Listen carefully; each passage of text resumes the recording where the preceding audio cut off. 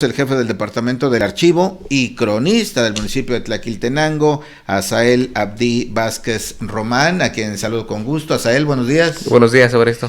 Y es que el tema de hoy, además del natalicio de Emiliano Zapata, además del día del ejidatario y del comunero, es también el día de Santo Domingo de Guzmán, nombre que lleva justamente el exconvento que está ahí en Tlaquiltenango, un inmueble del siglo XVI o XVII. 16, 1540. Del siglo XVI, una verdadera joya la que está ahí en Tlaquiltenango. Así es que con él vamos a platicar acerca de esta celebración que es poco vista, contrastada con la del Día de la Candelaria, que viene gente de todos lados y hay feria alrededor.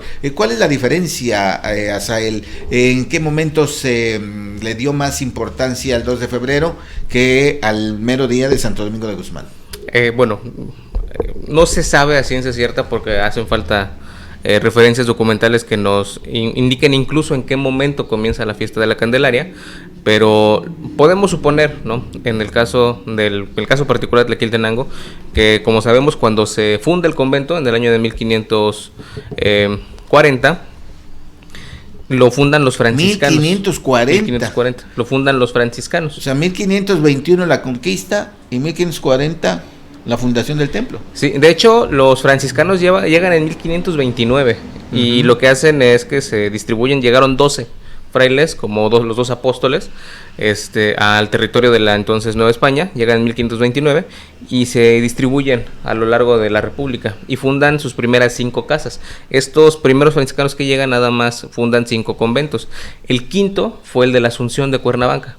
Entonces fue de los, digamos que conventos principales o de los primeros que se fundan, y de allí, en esta región, en lo que pertenecía a la entonces alcaldía a lo que era el Calpulli de Cuernavaca o de Cuauhnáhuac, el único convento que se instala en la zona surponiente es el de Tlaquiltenango.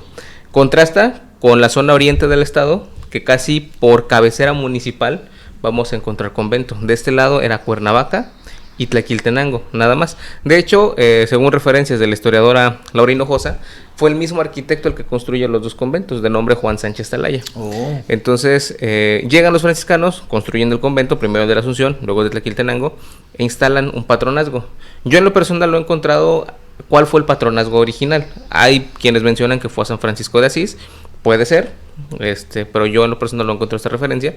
Y cuando llegan los dominicos, primero en 1570 y luego en 1590, que termina el litigio y que definitivamente se quedan con el convento, ellos imponen a Santo Domingo de Guzmán. Y hablamos de una imposición porque venían de un conflicto inclusive legal, ambas órdenes religiosas, y evidentemente tenían que bajar del altar al patrono que habían colocado los franciscanos y tenían que imponer al suyo. Entonces puede ser como una hipótesis. ¿Y quién era el que estaba? Dice que San Francisco de Asís. San Francisco. Parece ser, pero no hay evidencia de que esté el santo por ahí. No, de hecho no nada.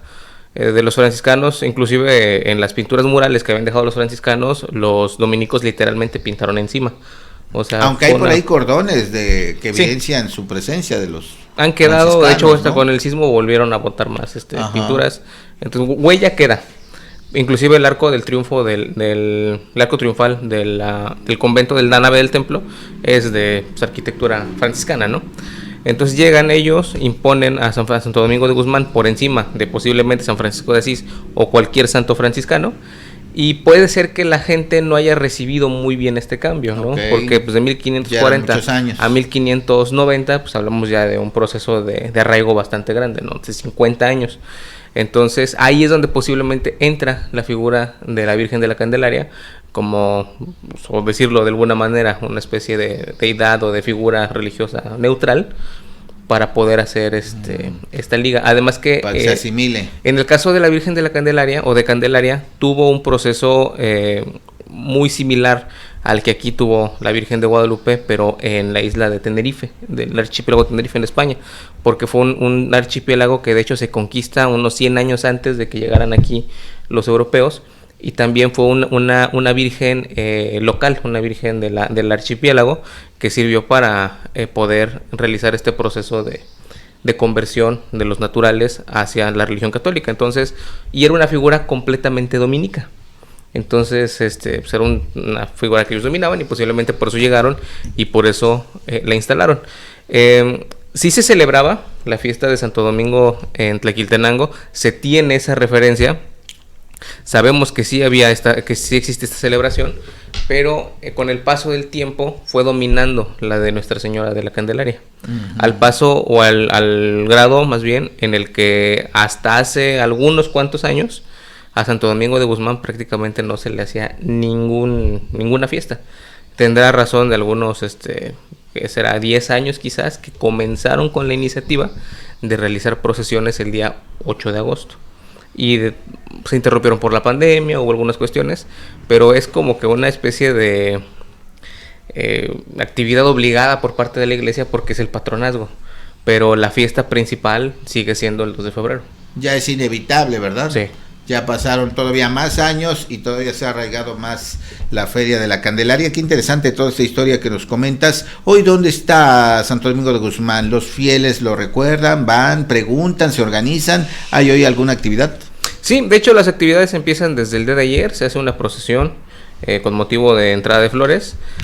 Participan diferentes actores sociales, económicos, políticos.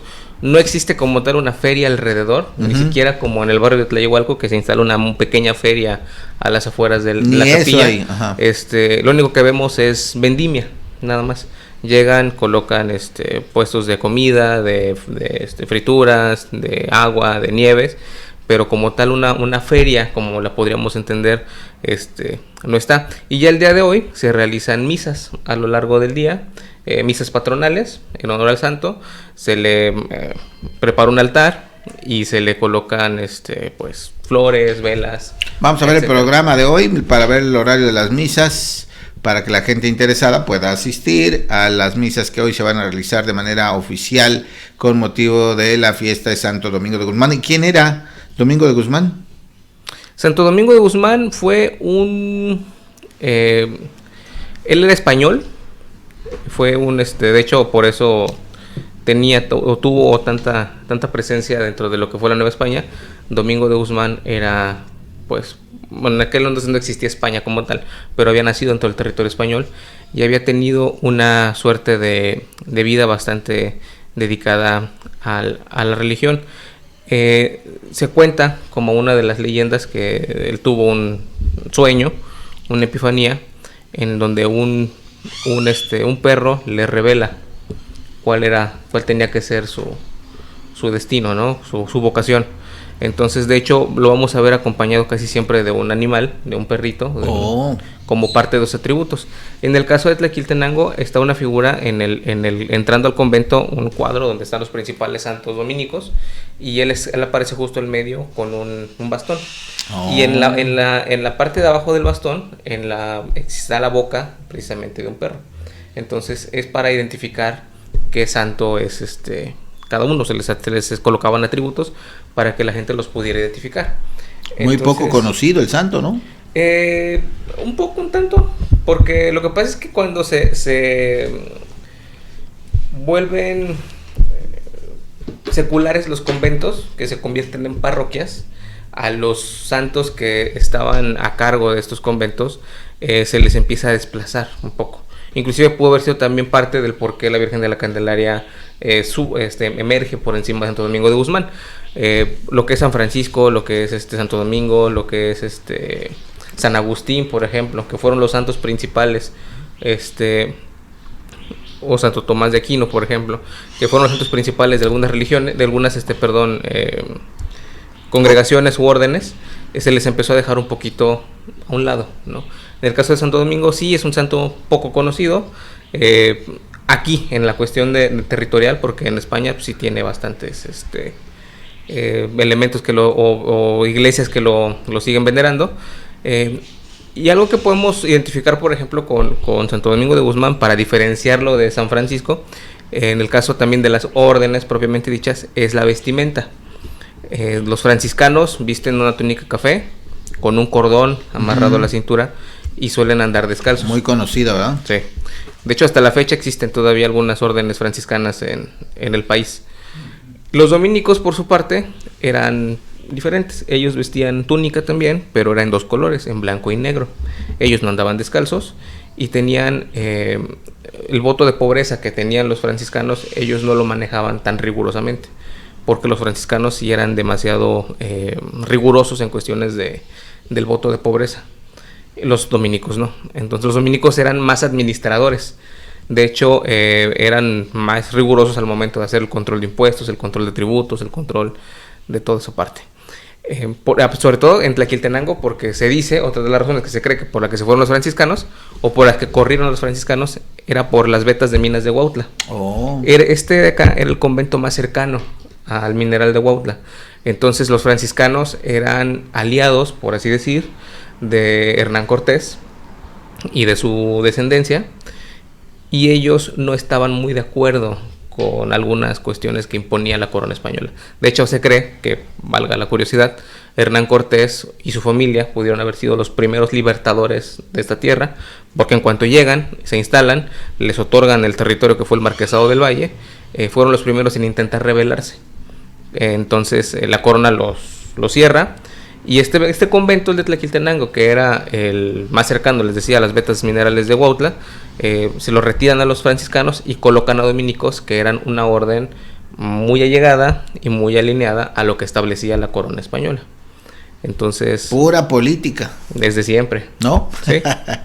Pura situación política, toman ventaja, se quedan, bueno, se ven en todos lados. Sí, así tiene que ser. Y por cierto, un dato curioso, ahorita hablando del tema del natalicio de el general Emiliano Zapata, coincide que él nace el día de Santo Domingo de Guzmán, ¿no? Así es.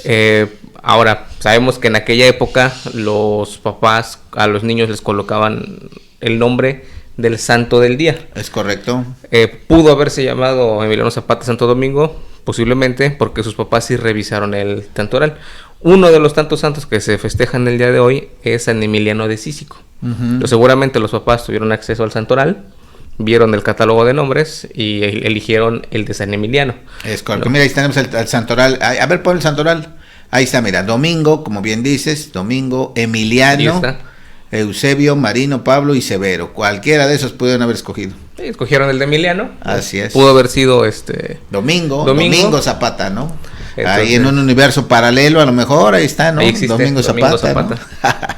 O Eusebio Zapata. En fin, qué interesante el apunte. Pues muchas gracias, Asael. Una última pregunta.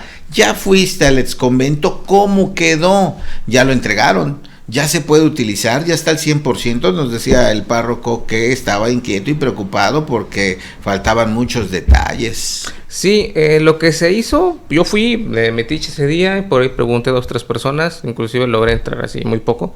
Lo que yo me enteré fue que lo que se hizo fue una entrega con respecto a la parte estructural del convento, ¿no? O sea, digamos que a lo que refiere a la estabilidad y la consolidación de la estructura. Faltan, en efecto, detalles.